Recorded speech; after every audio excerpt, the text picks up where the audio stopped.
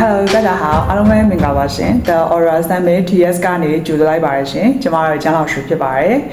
ဒီနေ့ဗီဒီယိုဖိုင်လေးမှာကျွန်မအားလုံးကိုတရုတ်ဘာသာစကားရဲ့အတန်ထွက်ပေါင်းစပ်ပုံဖင်းသင်ခန်းစာ3 lesson 3ကိုဆက်ပြီးတော့မျှဝေပေးသွားမှာဖြစ်ပါတယ်ရှင်ဒီနေ့ဗီဒီယိုဖိုင်လေးမှာကျမတို့အတူတူရှမ်းမှုညမှာရက်တည်နိုင်တဲ့ဘီ3လုံးနဲ့ရွေးမှုညမှာရက်တည်နိုင်တဲ့တရာစုစုပေါင်း6လုံးကိုအတူတူလေ့လာကြည့်ကြအောင်နော်နောက်ပြီးဒါဆိုရင်ကျမတို့ပထမဆုံးဘီတန်လေးတွေကိုစပြီးတော့လေ့လာကြည့်ကြအောင်နော်ပထမဆုံးလေ့လာမယ့်ဘီတွေကတော့ F ဆိုတဲ့ဘီလေးဖြစ်ပါတယ်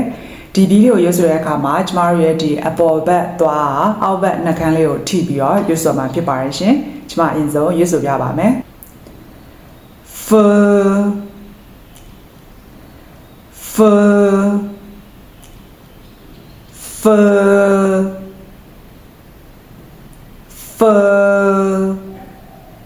ဒီဘီတန်လေးကတော့အင်္ဂလိပ်ဘာသာစကားမှာရှိတဲ့ father ဆိုတဲ့ဝါဟာရမှာပါတဲ့ F ဆိုတဲ့ဘီတန်လေးနဲ့ဆင်တူပါတယ်ကျမတို့အတူတူထပ်ပြီးတော့လေ့ကျင့်ကြည့်အောင် F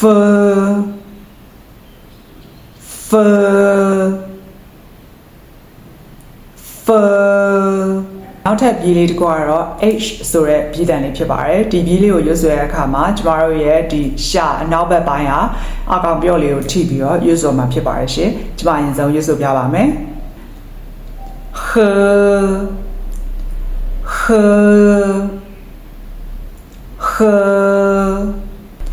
ဒီဘီတန်လေးကတော့ကျမတို့မြန်မာဘာသာစကားမှာရှိတဲ့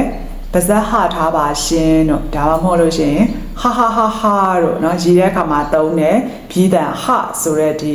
အတန်လေးနဲ့စစ်တူပါတယ်အဲ့တော့ကျမတို့ဒီလိုထပ်ပြီးတော့ရွတ်ဆိုကြည့်ကြအောင်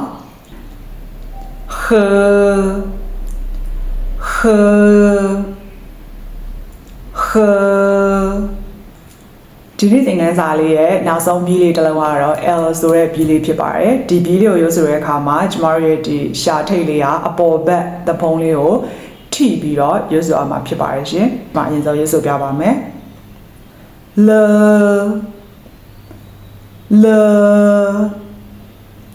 L ဒီဘီတန်လေးကတော့မြန်မာဘာသာစကားမှာရှိတဲ့လဆိုတဲ့ဘီတန်လေးနဲ့စစ်တူပါတယ်။ဥပမာဖိုးလာမင်းတို့เนาะလာပါတို့အဲ့ဒီမှာပါတဲ့ဘီတန်လလေးနဲ့အဆင်တူပါတယ်။ကျမတို့အတူတူထပ်ပြီးတော့လေ့ကျင့်ကြရအောင်။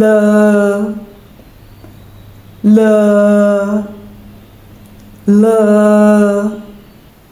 အဲ့တော့ကျမတို့ဒီနေ့သင်ခန်းစာလေးမှာတရတွေကိုဆက်ပြီးတော့လေ့လာကြည့်ကြအောင်เนาะပြီးခဲ့တဲ့သင်ခန်းစာလေးမှာကျမတို့အခြေခံတရရိုးတရတွေကိုလေ့လာသွားပြီးဖြစ်တယ်เนาะအဲ့တော့တရတွေဆိုတဲ့သဘောတရားကြတော့အခြေခံတရတစ်လုံးနှလုံးသုံးလုံးစသဖြင့်အတူတူပေါင်းဆက်ပြီးရွတ်ဆိုရတဲ့တရတန်တွေဖြစ်ပါတယ်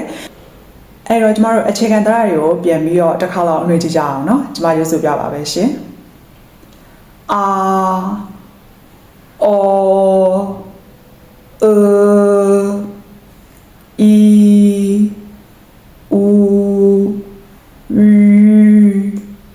ဟုတ်ပြီဒါတွေကတော့အခြေခံတရတွေဖြစ်တယ်ရိုးတရတွေဖြစ်တယ်ပေါ့နော်အခုကျမတို့တရတွေကိုစပြီးတော့လေ့လာတော့မယ်နော်ဒီအခြေခံတရတွေကိုပေါင်းပြီးတော့တရတွေကိုဘယ်လိုရွတ်ဆိုကြမလဲဆိုတာကျမတို့အတူတူလေ့လာကြည့်ကြအောင်နော်ပထမဆုံးတစ်လုံးက A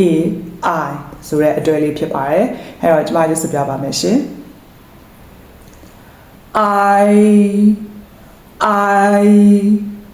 I နောက်တစ်လုံးက A နဲ့ O နဲ့တွဲထားတဲ့အတွဲလေးဖြစ်ပါတယ်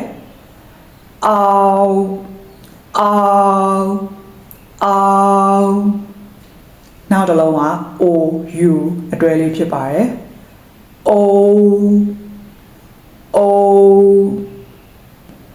နောက်ထပ်အတွဲလေးကတော့ EI အတွဲလေးဖြစ်ပါတယ်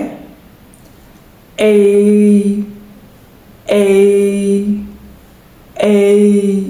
ဒါဆိုရင်ကျမတို့ဆက်ပြီးတော့တရတွေကိုလေ့လာကြရအောင်ဟုတ်ပြီကျမတို့နောက်ထပ်တစ်လုံးကတော့ IA အတွဲဖြစ်ပါတယ်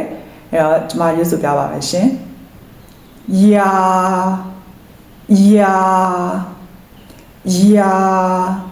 နောက်ထပ်တစ်လုံးက IE အတွဲဖြစ်ပါတယ်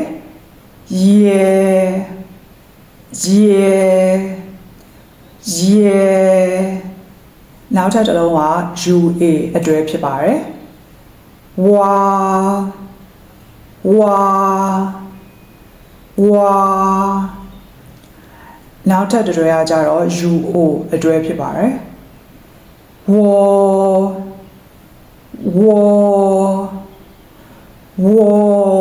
နောက်ဆုံးတစ်လုံးလေးကတော့ U အစနှစ်ဆက်ရဲ့ E အဲ့ဒီအတွဲလေးเนาะ U အစနှစ်ဆက်ကိုကျမတို့အတန်ထွက်တဲ့အခါ U เนาะအဲ့တော့ကျမတို့ပေါင်းပြီးတော့အတန်ထွက်ကြည့်ရအောင်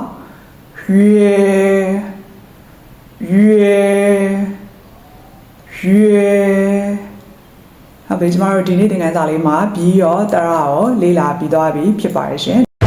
练习我们一起练习吧书包跑步洗澡白菜买菜排队头发土豆走路桌子说话火锅နောက်ထပ်ဗီဒီယိုဖိုင်လေးမှာပြန်ဆောင်ကြမယ်เนาะကြိုက်ကြလော